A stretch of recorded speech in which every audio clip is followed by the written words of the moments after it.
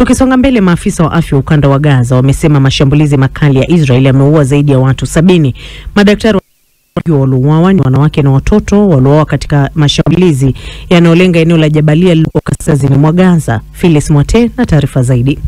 Mashambulizi hayo ya anga yalitekelezwa baada ya Israel kutoa amri ya kuwahamisha raia na kuwataka wahamie maeneo ya kusini zaidi. Katika saa 48 zilizopita, Israel imeshambulia kwa mabomu hospitali 2 huko Khan Yunis, kusini mwa Gaza. Mamlaka ya hospitali inaripoti kwa watoto 22 na wanawake 15 walikuwa miongoni mwa waliofariki baada ya nyumba kadhaa katika mji wa Jabalia na kambi ya wakimbizi kushambuliwa. Tukio hili linakuja baada ya mkuu wa masuala ya kibinadamu wa Umoja wa Mataifa kuwataka wajumbe wa Baraza la Usalama la Umoja wa Mataifa kuchukua hatua ili kuzuia kile alichokitaja mauaji ya kimbari huko Gaza. Daktari mmoja ambaye hakutaka kutajwa jina lake katika hospitali ya Nasser ambapo watu 2 walifariki ameiambia BBC kifo na majeraha vimekuwa vitu vya kawaida. Day after day goes by like this. Siku baada ya siku tunashuhudia mambo haya. Tunasikia milipuko ya mabomu, mashambulio ya anga, milio ya risasi, ndege zisizo na rubani kila wakati zinatuzunguka. Hakuna mtu anayeona hili kama jambo jipya. Tumezoea sana. Kila siku tunaona wagonjwa tu, wanawake, watoto, miili iliyovunjika, iliyopigwa na majeraha ya kutisha.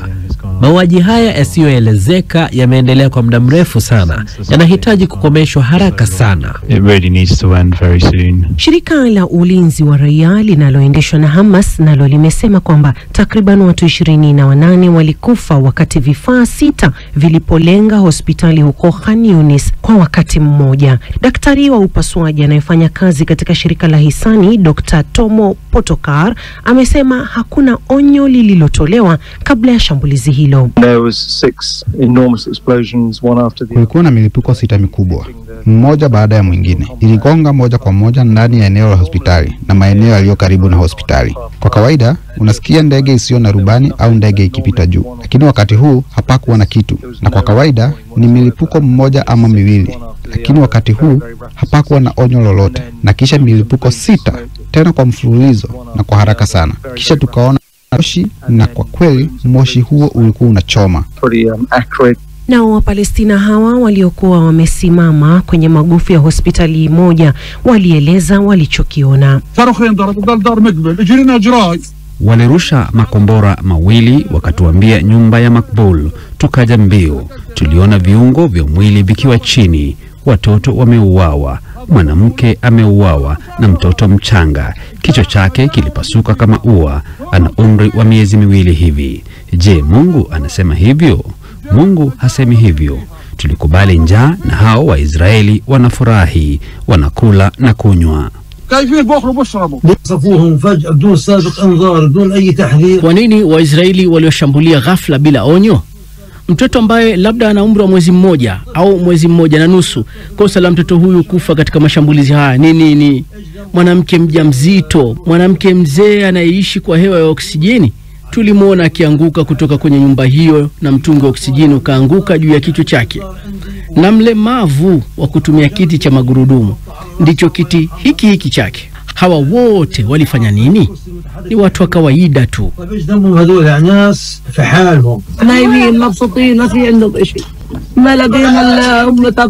Tulikuwa tumelala kwa amani walipotushambulia. Walilenga na kupiga eneo lote tuliko. Mashahidi 14 ndani ya nyumba. Watu bado wako chini ya vifusi. Mtuhurumie, damu imemwagika ya kutosha. Wasiwasi wa kutosha. Acha vita dhidi yetu. Acha umwagaji damu. Wakati huo wajumbe maalum wa Marekani Steve Witkoff na Adam Bohler wamesema kwamba watasafiri hadi Qatar kwa mazungumzo mapya kuhusu uwezekano wa kusitisha mapigano na kuachiliwa kwa mateka. Waziri Mkuu wa Israel Benjamin Netanyahu ametishia kuongeza mashambulizi yake ya kijeshi huko Gaza wiki hii iwapo Hamas haitakubali kuwaachilia mateka 58 ambao bado wanawashikilia. Kulingana na Wizara ya Afya eneo hilo inayoendeshwa na Hamas, takriban watu 52,908 wameuawa huko Gaza tangu kuanza kwa mzozo huo. Phyllis Mwate, BBC. Naam, aliyekuwa mtangazaji wa zamani wa idhaa ya Kiswahili ya BBC marehemu Charles Hilary Nkwanga amezikwa leo nyumbani kwake Mwanakwerekwe huko Zanzibar. Charles Hilary ambaye alifariki dunia Jumapili iliyopita, ambapo wakati wa uhai wake alipata umaarufu mkubwa katika tasnia ya utangazaji, hasa utangazaji wa mechi za ligi kuu ya Premier. Rais wa Zanzibar Dr. Hussein Ali Mwinyi aliwaongoza jamaa na marafiki kumwaga Charles Hilary ambaye kabla ya kifo chake alikuwa mkurugenzi wa mawasiliano katika ikulu ya Zanzibar na msemaji wa serikali. Skola Kisanga na maelezo zaidi.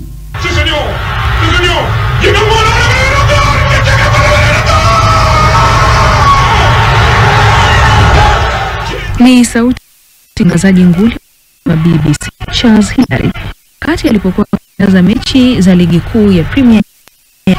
Amezikwa leo nyumbani kwake Zanzibar.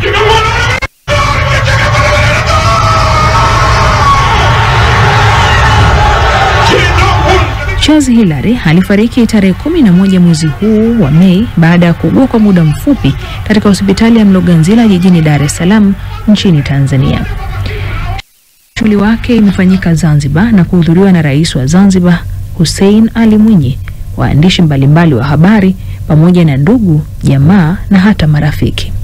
Wengi waliotoa salamu zao za rambirambi wamemsifu marehemu Charles Hilary kwa kuipenda kazi yake na kuwa mcheshi na mwenye upendo kwa watu.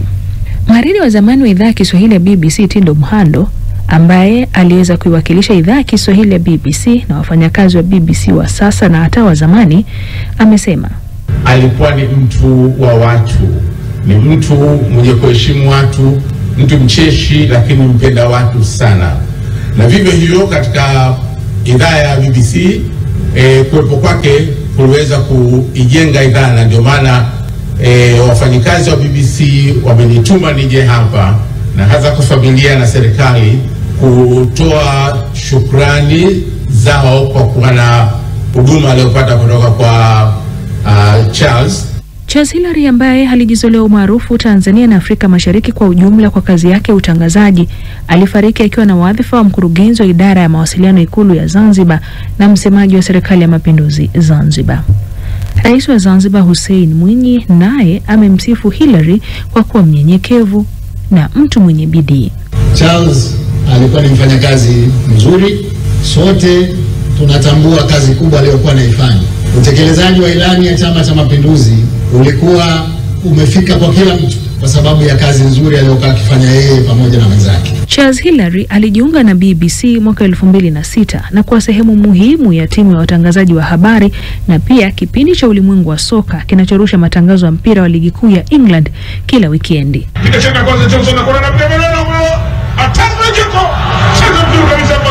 Alikuwa pia sehemu ya watangazaji wa awali kabisa wa matangazo ya televisheni ya Dira ya Dunia TV mwaka 2012.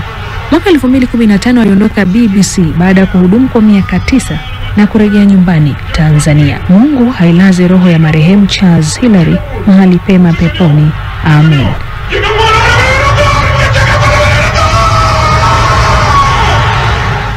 Naam, sauti yake Charles Hilary. Pumzika salama Charles Hilary.